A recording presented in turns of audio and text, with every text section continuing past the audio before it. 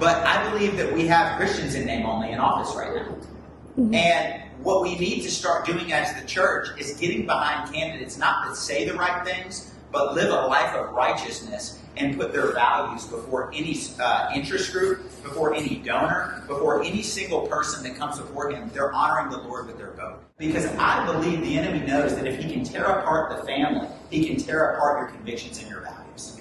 Because if your marriage falls apart, why would you fight for anything? If your marriage falls apart, naturally, we as believers, if you have conviction in your heart, will veer away from anything that makes us remember the conviction we've abandoned. And so I believe the enemy knows if he can call you to abandon your marriage, then he can call you to abandon the convictions that got you elected. And that's something that our pastor has said to us 1,000 times, is success is not the outcome you're looking for. Success is obedience to Christ.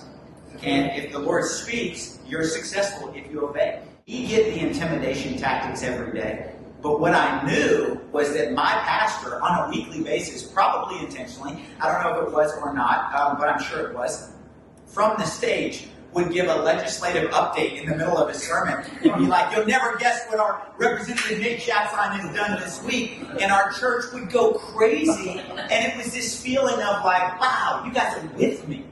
You're with me. I went to a church most of my life where I felt like my calling to government was tolerated and not celebrated.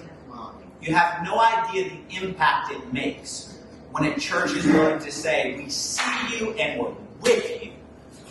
When protesters covered my front lawn, or protesters were in front of my, it was just whatever it was, in front of my lawn, within 5 minutes, I had pastors and church members show up to my house, moving them off of my house. And it was this powerful moment of like, oh, like, I don't need law enforcement. I have a church.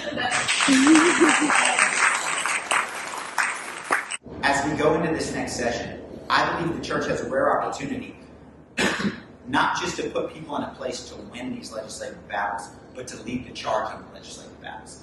Not by getting up and saying, all right, guys, listen, if your representative didn't vote for SB 14, get him out of office. That's not really what we're doing. It's more of, on the House floor, we are banning the sexualization of children this week. That's a righteousness issue, not a political issue. Our church needs to show up and get behind the people that are fighting. That if you want your legislator to be a champion for it, they need to feel that the church is championing it behind you. Because there's impact in feeling like, oh man, we're not alone. When we passed SB 14, the anti-gender mod bill for minors, I looked up in the crowd and I saw, I think, over 150 people from my church in the gallery. And Chairman Oliverson walked up to me. He goes, who are all these people? And I go, they go to my church. And he goes, in Fort Worth? I was like, yeah, isn't that crazy? And he's like, this is insane. We filled up the gallery to the point where the trans activists, there was no room, and they got turned away.